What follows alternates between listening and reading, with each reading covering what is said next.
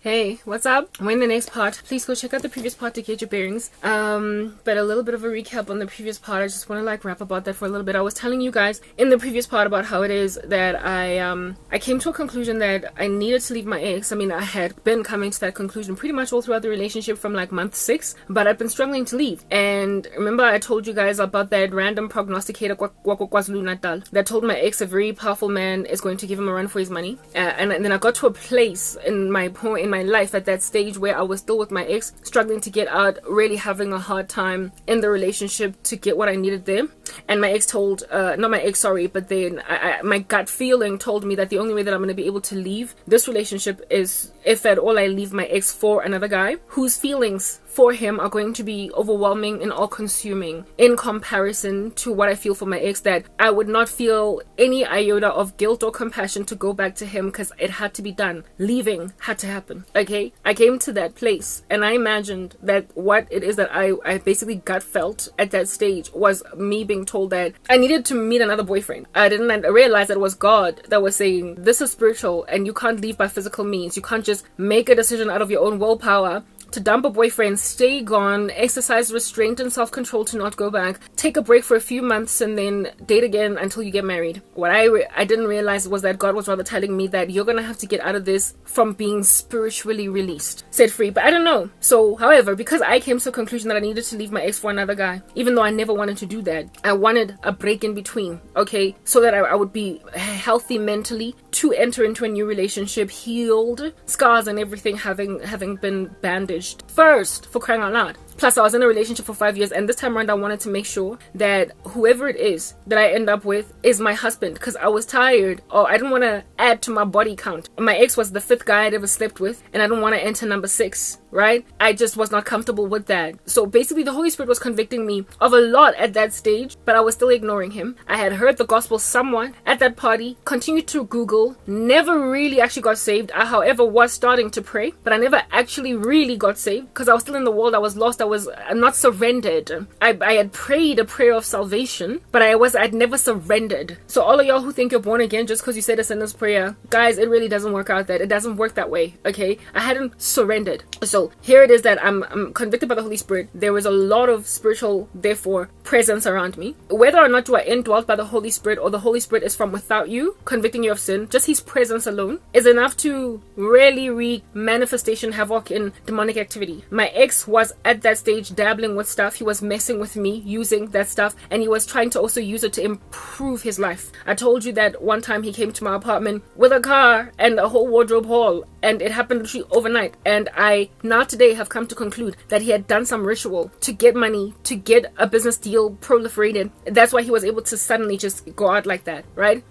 His personality had not yet at this stage transformed to a point of grand irritation, to a point of absolute, I can't recognize you anymore. So I was still with him, but I believe this is information.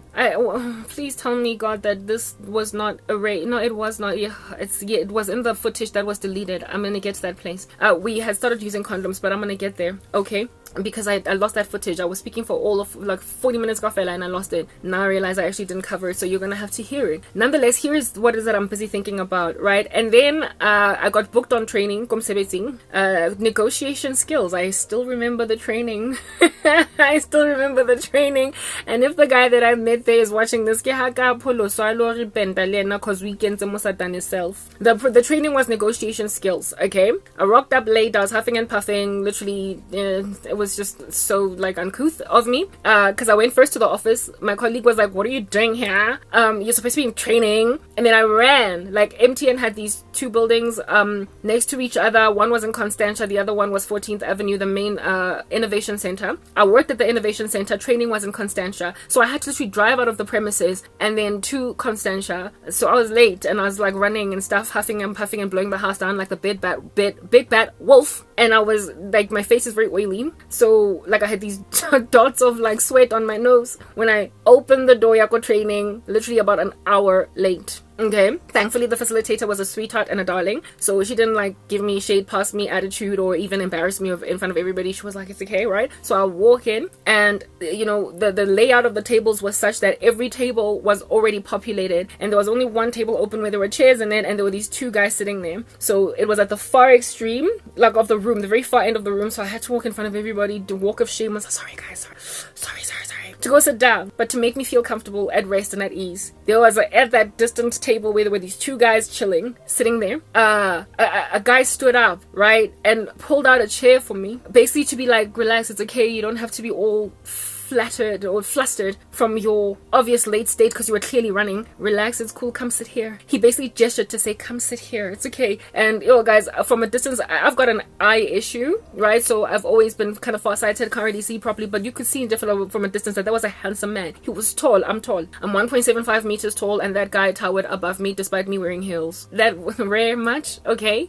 Yeah, he was tall, and he looked handsome from a distance until I got close and confirmed he was, because you know I got an eyesight issue. And he stood there waiting for me to come and sit down, and I just thought, wow, what chivalry. So watch right? So he's hot, and I'm just like, whoa. Could I not have walked up, matte on my face, without having run here first, because now I just look gangster, right? My hair, usually I used to have it in braids and plaits, but I was in my afro, not out like this. This is not my afro, my actual real afro underneath, which is jet black. I had sort of kind of rolled it up into some hairstyle, and it was a quick little thing that I did in the morning. All right, didn't think much of it. So I rock up in that joint. This dude opens the chair, and I sit down, and I guess I sort of kind of acknowledge him on some things, and I realize that he's like super cute. So I'm just like, whoa, what's going on here on the right of me? Something's up. Somebody give me air. Yo, guys, yes, like it anyway, whatever, right? And then he grabs his name card, you know, those name cards that you write your name on in training for everybody to know you and whatnot. He then flips it over, you know, to basically show me this is me. And I gave him the name Zama in the previous part. He's like, you know, showing me this card, gesturing with it. I read it, realize that he's showing me his name and who he is. The other guy is listening to training. He's not even trying to like be part of this, like the one that's sitting next to him type thing. I finally got to be introduced and meet that guy, Gabrik. Okay, at this stage, then I grab a marker and my name tag that's yet to be filled out, and I write my name down, and I'm like, Karabo. That was such a beautiful way to introduce each other to each other. I'm so giddy when I think about that. I am a very emotional, sentimental, nostalgia type of human being. Even though this guy ended up like a bit of a menace in my situation, my life, my state, nonetheless, that was a very romantic moment. And like I said, I'm trying to leave my ex, and I'm thinking a powerful man is going to give him a run for his money, and I'm thinking maybe this dude is going to give my ex a run for his money. The way that I viewed power, frankly, was not even material per se, but I don't know, whatever. I did not understand what that prognosticator was trying to say, but I knew I had to leave my ex, and I imagined that the only way out was through another guy, because it was so impossible to get out on my own without help. Basically, he was like rehab, and like the Holy Spirit was like a drip that helps me not withdraw. Anyway, whatever. But I did not know that God was what I needed to leave this guy for. I thought it was just another dude, another boyfriend. So I was basically not looking for a boyfriend, but when I happened upon this guy, after those thoughts were running through my mind just like the week prior or the weeks prior, I thought it was fate. Here it is that I'm meeting this dude in training. He introduces himself to me, gives me a course pack, like, you know, the material that we were studying from, being trained from, and then opens to the page where everybody is at and shows me where everyone is at, and then pretty much lets me know that, you know, you can basically copy from my notes up until the place that we are at right now, but we haven't really done very much, so it's not like you're too far behind. It's not like you're 2 days late or whatever for training. Very well, that is essentially how I got introduced to this guy. And then in the break, right, he then speaks, because, you know, during training we had to honor the facilitator and whatnot. Guys, yes, I have a thing about manly men and deep voices. Kodwa mina namaZulu, yo. You know, I've had a thing about Zulu men for all of my life. On some, no, these guys are abusive, and then I fall in love with them. Like, it's just the weirdest thing. Like, the majority of my boyfriends have been Zulu, and frankly I don't want to marry a Zulu man, but maybe I'm just generalizing here, I don't know. Okay, so this guy was Zulu, like Zulu type Zulu thing, and I gave him the name Zama, right? So it's perfect because it's also a Zulu name. Very well, this is Uzama. Then Gabri, like halfway mark, tea break type thing. He's like, so Karabo, yo, and this guy was so beautiful. I was like, his voice, deep, like what? Yo, so guys, and he was taller than I was like, oh, hot flashes. He's like, so Karabo. Well, I mean, glad of you to join us. Good of you to join us. So where do you come from? Type establishment thing. Instead of going for tea, instead of actually going to go and grab some tea, I should have actually gone to grab some tea because I wanted coffee. I had yet to have my first cup of coffee, but who in the world is trying to leave having a conversation with this guy like proper? I'll have coffee, got lunch. I'm not doing it. I'm not leaving. So he decides to sit and not have coffee and have a chat with his sister. And I then got like some details about him. He's like, yeah, no, it turns out that, people out here in these streets like to arrive late. I was also late. Hence why I'm sitting in this table that barely anybody is at. Both me and, let's say, the guy next to him, his name was Jabu. Hence me and Jabu are like, sitting here in the corners. Like, was literally the only chair left. So, I was also sort of kind of late like you, but I got to got introduced to everybody. So, where do you work from? Yeah, okay, so he wasn't the only person talking, but he's this deep voice, like so serenading. It could have been music. Like, what in the world is going on over there, right? So we chat and I get to find out that he's new, like absolutely new. What made me believe that this is fate, this is God ordained. The thing that made me believe that this is fate in this guy's mind was how it is that we basically both almost never made it to that training. So like I said, I was late. So late that my colleague was like, what are you doing here? Fled, ran, drove at the speed of lightning to an opposite building and got to training 1 hour late. And where it is that I sat just happened to be next to this guy. How he found himself in training.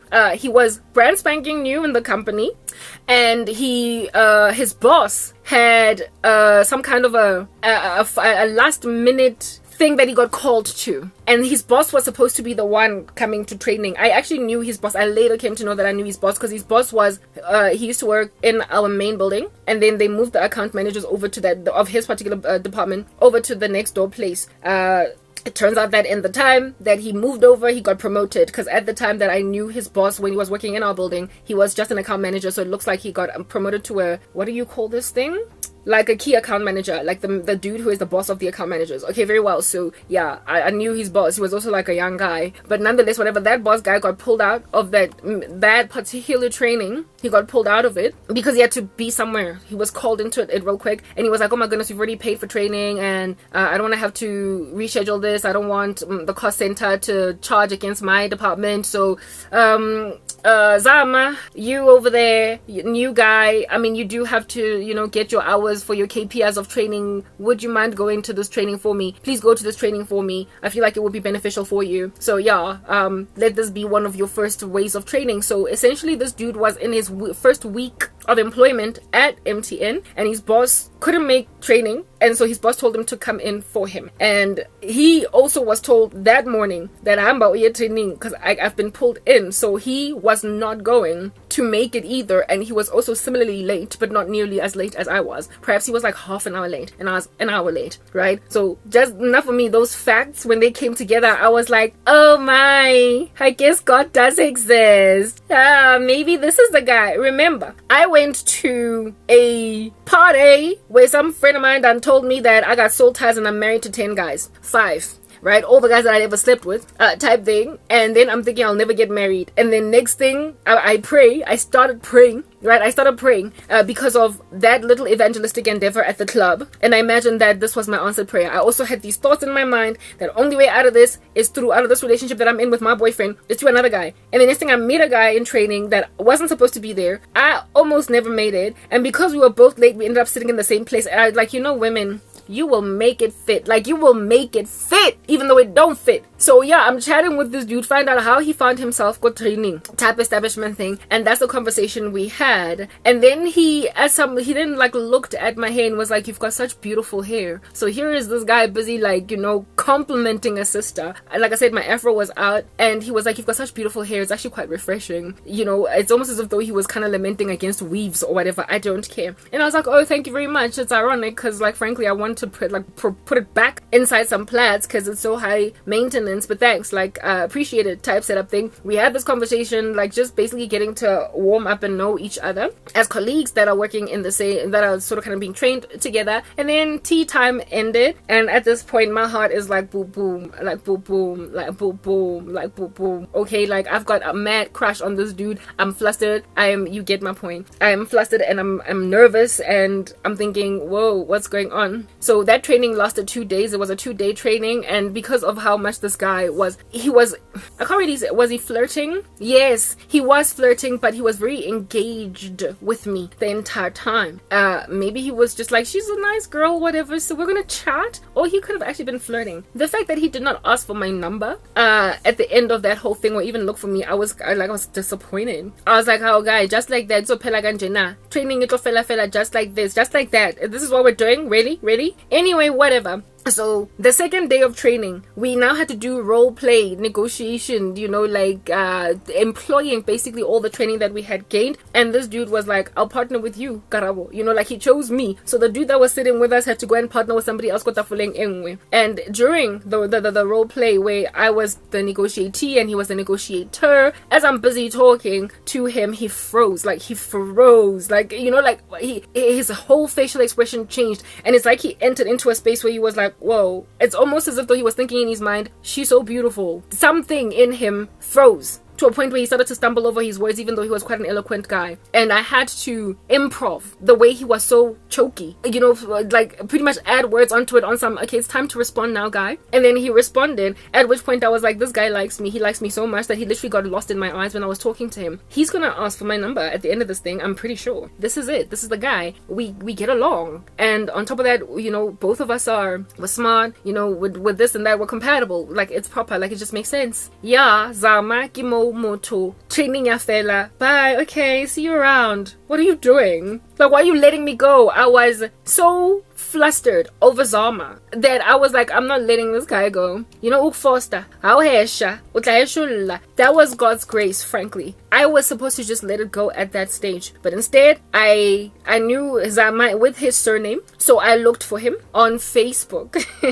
He was in the company. Obviously you could find him on the active directory. Could not care less. I'm not gonna send this guy an email. I want to see impilo yake. So I took a chance and I googled him on my Facebook. I searched for him on Facebook. I found him, and even though I was low-key nervous to invite him as a friend, I did. I asked him to be a friend, and I told myself that I'm gonna leave it at that. Understand, I've got a boyfriend and my Facebook is teeming at the folds with my boyfriend. And after getting into his Facebook account is one of those it's yawning, no security, like you can go and page through the whole world of things that are on there, and unsecured at all. You did not have to be his friend in order to see what's going on. So I could have basically just kind of low-key stalked him without him knowing, but I wanted him to notice me. I basically imagined myself as a Ruth on his threshing floor without even knowing the Bible. I imagined that if I put myself at the threshing floor of Boaz, he will realize, Kingsman Redeemer, that I'm his wife.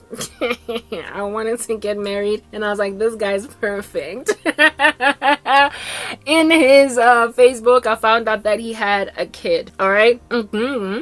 I found out that he had a kid, a daughter. I didn't want a guy unanalungwana, but this guy was just so incredibly fly that I was like, I'll make a concession just for him. That was the first compromise in me for this guy. But anyway, when I told myself that I don't care, I was like, yeah, the kid was really, really young. So I was like, I'll stepmom, whatever, who cares? I want this guy. I told you his Facebook was yawning. Yeah, Tommy. So I also discovered that he had a girlfriend, a long-term girlfriend, been there for a minute type setup thing. And Garabo, she's vain, so she starts thinking, am I prettier? Do I have a better body? Do I have better credential stats? What? Like, it was just messed up, and I came to a conclusion that I literally came to a conclusion that I'm crazy. I was like, you're not the kind of girl to kick another woman out the picture. You just don't do that. It's not who you are. Like, what are you doing? This woman, like, leave her alone. Like, leave the main chick alone. Now you were the bane. You have had the bane of your existence. Was it Jezebel that kept on calling your man, girl? Kept on calling your man. How you gonna be a hypocrite like that? Stop it. Like, cease and desist. Like, proper. Stop trying to compare yourself to a man's woman that's been around for a minute. Like, yeah, like, I was proper trying to compare. Am I pretty? It doesn't matter. Tlogela ngwana batho, mo tlogele. For 5 seconds I was thinking, menace out the door. I was lost, you guys. I didn't know Jesus, but conviction of the Holy Spirit was knocking on my door. It was like heaven's door, knock, knock, knocking on heaven. I see him knocking on heaven's door. Conviction was knocking, but I was still literally just crazy. So I tried really hard to leave the poor woman alone. Their life, right? Him and this woman, they looked really happy on Facebook. And they had really built a life together, like a very intricate one at that. They traveled all over the world. They were like, yeah. And I was like, on top of that, I was like, you like proper, you don't even have a passport, like leave them alone. You're gonna be boring for this guy. He's going to be like, yo, this woman has never even left South Africa, so okay. But him and his woman were in Berlin, him and his woman were in Paris. Like what? They had a fabulous relationship. So at that point I was like, there's no competition here. He's just gonna look at me as this flat lady that I never left the country and he's okay. I'm not gonna be able to tell him about the Van Gogh statue that was stolen from where was it stolen? France? Like in the leave him. Leave lost the guy 8. And another thing that made me really be like, Karabo, you gotta let this go. Like it's like, yes, the Holy Spirit, God was basically saying, this is not it. Usatane is trying to make you settle for something that you should not be settling for. Do not seduce this guy. Do not open your life to him, that he might be stumbled severely in whatever it is that he is in, because obviously he likes you. He's crushing on you, and you're stumbling already. You know that. Do not capitalize on indaba yokuthi utatazelile in training. When he was looking into your eyes, he thought he was seeing the sun and the moon. Leave him alone. Men get triggered and stumbled every so often where they work in the office, where they study in school, by women that they imagine beautiful. But at the end of the day, really, you got a wife. At the end of the day, really, you got a girlfriend, and really, you can't be with them all. So leave him alone. He did a good thing. He was smart. He was wise. He made a decision to not allow what he imagined to be the gorgeous lady that walked into training to mess or massacre the relationship that he had. Like, it ain't broke, girl, and you are trying to fix it. Like, right? He's not single. If he was yours, he'd be single. Type establishment thing. That was not the only thing that slapped me upside the head like a whoops, okay? Because a whoops upside the head. Anyway, whatever. That was not the only thing. Hey, Shazzy, Johannesburg. Why you gotta be so small? Why? What's with the tan in it? Yes. This guy went to high school of 2 of my ex-boyfriends. Make that 3. One of the ex-boyfriends had passed away. Okay, I'm gonna briefly tell you that story. Okay.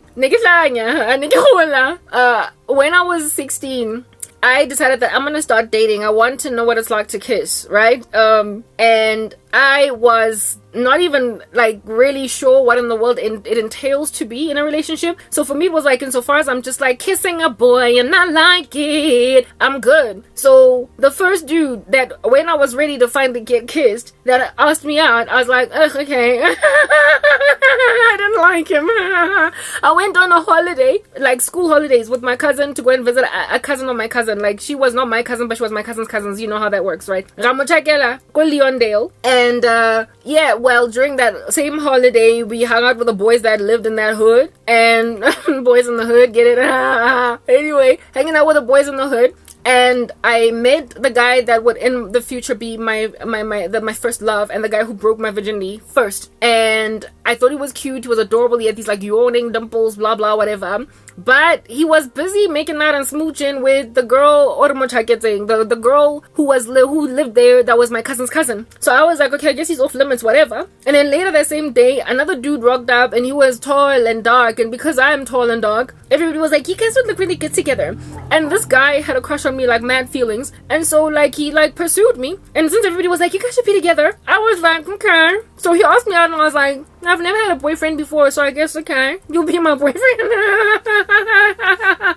That is how I dated my first boyfriend. I had no feelings, I had no crush, and that was my first kiss. I finally got to do it.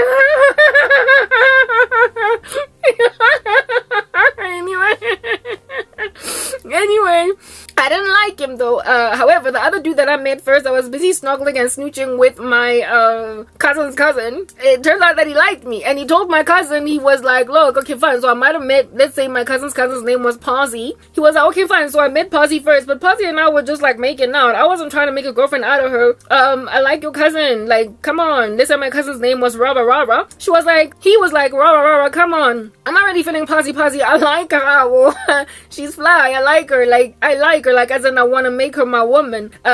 Yeah, this guy was the first to make it clear that he likes me. But like I said, he was busy making out with my cousin, and this other tall guy, everyone was like, oh, you guys would look good together, because like I was a tall lanky girl and this dude was the tallest lankiest guy there, and they just figured that because there's all this tall and lanky business going on, baya fanela, now they suit each other on whatever. So I dated somebody even though I had a crush on someone else. And again, that someone else was busy making out with my cousin's cousin, so really, we're not trying to like stab no family in the back. She wasn't my family, she was my cousin's family. Anyway, whatever. Hey, you know you don't have Jesus. Morality is so relative. Anyway, whatever. Cool visa manana. So I dated the dude that was the first guy that I kissed, and I like it.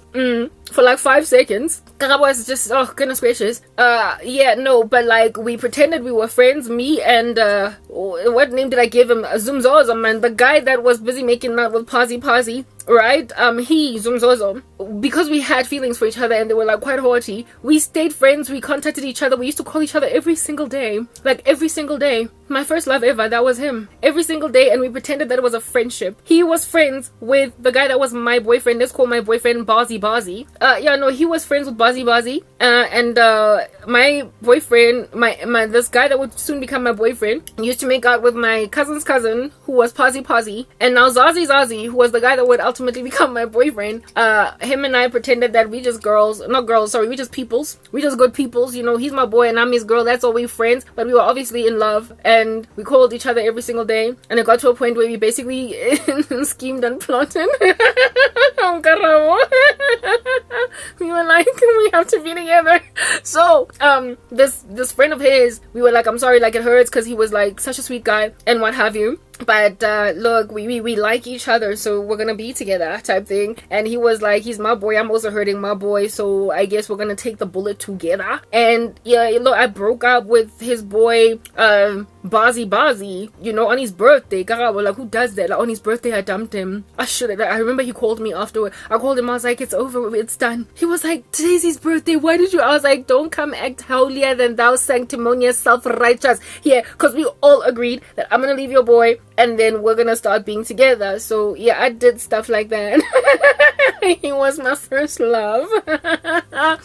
This guy was my first love, and when I was 17, he took my, you know, ladyhood, he took my virginity and whatnot, and yeah, I was in love, like heavy, and that was my first like proper sort of kind of serious relationship ever. And yeah, I basically dated a guy's friend after dating a guy. Yeah, my first kiss was his friend, and then my second kiss was his friend. Yeah, the first guy I kissed was the friend of the guy who broke my virginity. That was like, if I was not a virgin, I would have probably been called a hoe. Anyway, whatever, right? So that is what happened, right? All these guys went to a particular high school in the East Rand of Johannesburg. Yeah, that's my history right there. So I broke a guy's heart, and I ended up not staying. We broke up, obviously, eventually, with the first love ever, and that's another story for another day. I'm not going to expand on it. Now that we have said that, prior to me meeting this whole crew of friends, I remember my cousin, I guess she was already dating a guy that lived in that neighborhood, and that's why she insisted on going to visit her cousin Kadi holiday, so she could be close to her boyfriend and see him every single day during the school holidays, right? So she had met the whole crew of guys first, like early, like she had known them for months by the time I got to meet my boyfriend, right? And she had met this one guy, and she used to go to this east of Johannesburg, Leon Ladies Parade View, that whole side. She used to travel there, Gadi taxi, Leo, her best friend from Soweto. They would travel all the way there in Jabaloplamali, these guys. And I remember one school holiday, like visiting my cousin Kohabona Kotladi, right? And they were having a conversation because this friend of hers also used to live in Komeletsane, not far, right? And they would connect. And I was sitting with them chilling, you know, us three girls, teenagers. Her friend was 2 years older than us, so she was like 19 and we were like 17. and they were chatting about this crew of like hot boys in the east of Joburg that they somehow met. I don't know how you connected with people that far away in another, like, it might as well be another province. Anyway, whatever. It's not another province, but it might as well be. Okay, they were busy chatting about these hot boys, and then I was like, just listening on some, okay, you guys made cute boys. That's all that it was. But one stuck out. One hot boy stuck out. And my cousin was saying, she said, when she was busy describing this guy with this, I gave him his name is Zama. I gave him the name Zama, right? They were busy discussing this guy with this friend, and they were telling me about this crew of boys, hot. And then they described one guy, and they were like, yo, but this is one. His name is Zama, but we call him Zama, because he's so beautiful. He's so handsome, and they said that he looked like Eric Benet. At the time, Eric Benet was a thing. He was hot stuff. Like what? He was out just serenading all them young ladies across the world with his music. So when they described him as Eric Benet, looking like Eric Benet, I was like, wow, he must be really handsome, because Eric Benet, y'all know Eric Benet, that musician in the US, y'all know he was fly, right? So I was like, if this Zama guy looks like Eric Benet, then I guess you guys know some pretty hot guys. That's what's good. Apparently Lomuntu looked like Eric Benet, but I didn't know him. And my cousin and her and my girl was spazzing over him, saying that his name is not even Zama, but it's Zama proper. His real name is a Zulu name, a 2-syllable Zulu name. That indeed they added honey to it instead of, like, literally, if his name was Busiso, they would have said it's like Sibusisu. Spoke it like in a like romanticized flirty way. Yeah. So they were like, no, this is not Zama, we call him Zama. And I was like, wow, okay, Zama that looks like Eric Benet. Literally left it at that at the tiny age of 16 going on 17. Ultimately, I get months down the line to meet these guys. I never met Zama, but I did meet Pazi, what do you call him? Zazi, whatever, the one that eventually became my boyfriend, Bazi, the one that was my first boyfriend, and then the one that was my second boyfriend, right? Bazi and I lasted like maybe like a month dating, right? Before I left him for Pazi. And that was like a taboo on its own, but I was a virgin girl that had never been kissed so proper. Like, I get to choose who in the world I break my virginity with. Like, it's not going to be somebody I don't love, type thing that I don't like, whatever. That's what was going on over there. And I dated Pazi for a couple of months. It like, yeah, blah blah blah, whatever. And it ended. My whole stint in that side of Johannesburg ended when that relationship ended. Years down the line, when I was in university, I would then meet a dude that belonged to a boy band, a hidden force, right, that went to the same high school as these guys, but he was younger than them and was not necessarily closer with them. I met him completely differently. I was working at Rosebank Mall as a casual. He walked in, he was like, oh, she's cute, whatever. We did it for like all of 5 seconds. He was irresponsible, so I was not prepared to stay there, type setup thing. So, and I was also very uncomfortable of dating a guy that went to the same high school as my exes. I like proper, I'm not trying to be known as the chick that has been with like a whole bunch of guys from the same high school. So when that ended, I was like, whatever. I was not comfortable anyway, because one day I was going to go to a party and bump into my ex, and it was going to make me uncomfortable. Plus, I was still kind of in love with my ex, and I did not really necessarily love this guy that much. So for me, it was like, I'm not trying to have myself be looked at like that. Like, there's already like a little bit of a taboo story from back in the day. So that's what happened. So 3 guys basically that I dated went to this high school. What in the world? I live in the south of Johannesburg. At some point, I lived in the west of Joburg, and I was busy somehow strangely dating 3 guys from the same high school. King Kanali's friend. I was like, hey, we're not doing this. Anyway, here it is that I'm a grown woman now. You know, providence, the Lord's providence is another thing altogether. How he orchestrates things and shares conviction with people. Like, it's just on another level. So I find this guy on Facebook, and I just get so freaking disappointed. Why? Because first of all, in going to his information, I learned that he went to this high school. I then learned what year he was born. He was born in 1980. So he likely knew these guys, because Kaufela, they were like 1980, 81, 82, 83, right? Kiski, Badula in the same neighborhood. I was like, what are the odds that this guy does not know my 2 exes? The other one had passed away. He died in a motorcycle accident, all right?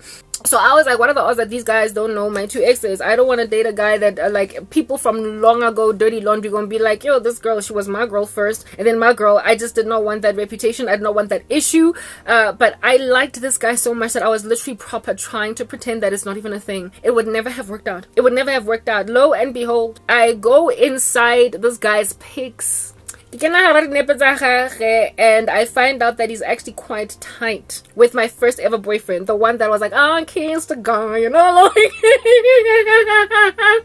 my first ever kiss. That guy was so in love with me. I remember one time he bumped into me at Wits, go Kind Center, and I was at Wits University at that stage. I'd sort of kind of grown up a little bit, and he saw me and he still wanted to get back together with me. I was like, whoa, dude, I betrayed you with your boy and you still want me? I was like, what a good guy you are, but it's not gonna work. I can't. I'm not going back into that space. Plus, on top of that, I didn't really have feelings for him. That dude, okay, hey, Bazaza, the one that I heard, the one that I kissed and left on his birthday, tight. Like, he was in a lot of photos of this guy, and I Nikki Foster, since Nikki Pusha on some girl, you were gonna hurt Bazaza again. What in the world? It was never gonna work. Like, even if this dude decided, like, okay, I've met a girl, I like her, and introduce her to his boys were gonna be like, yeah, they were gonna unconvince him of me. I knew it was never gonna work. Mara sisters na Foster. Nikki Foster. When I saw that not only does he have a girlfriend, but he also went to the same high school as 3 of my exes, one of whom has passed away at that stage. And the guy that I broke, whose heart I broke, he was close, like, as in his immediate friendship circle. Nelim Benjo, like, could have been even a best friend. I was like, okay, this is not gonna work. It's not gonna work. And again, I also came to the conclusion that if at all he knows Bazaza, he definitely knows Bazaza. I forgot what I gave the name of my boyfriend, the one that I did love, right? He definitely must also know that guy. So I was like, he's so. And after coming to that conclusion, I was like, oh. I was like, this is the guy. And I came humbly to an agreement with my girlfriends when we were 17 and 19 respectfully that he looked like Eric Benet. He did. He looked like Eric the proper. Like, I got it. I got why my girls were like, yo, there is some dude in that crew of guys. Oh, shizang. And he looks like Eric Benet. I remember that conversation as clear as day. And I was like, oh, so this is Zama. I agree that he's actually Zama instead of just Zama, because he was really beautiful. He was a gorgeous guy. He was tall. He was so smart. Like, everything about him was just proper perfect. Okay, at that stage I couldn't be with this guy. It was obvious. Anyway, I stayed his friend. I didn't push beyond, like, Facebook. Like, I was his friend on Facebook and that was it, right? I told myself that I'm just gonna be at a distance, but I liked him so much that I kept on checking out his pics. I checked on, like, yeah, literally I kept on comparing myself to his girlfriend, wondering, can I do, like, you know, am I better, whatnot. The whole time I kept on telling myself that no, I can't, and the thing, it doesn't matter, it's irrelevant. Stop comparing yourself to a woman that's been here for a minute. She's his ride or die. She's his medi. You have had a Jezebel all up in your grill, making like a tick in your hair, and you could not stand it. You don't want to be that in that girl's hair. Like, don't you be no hypocrite, Garaba, don't do it. Did I listen? Hey, next part.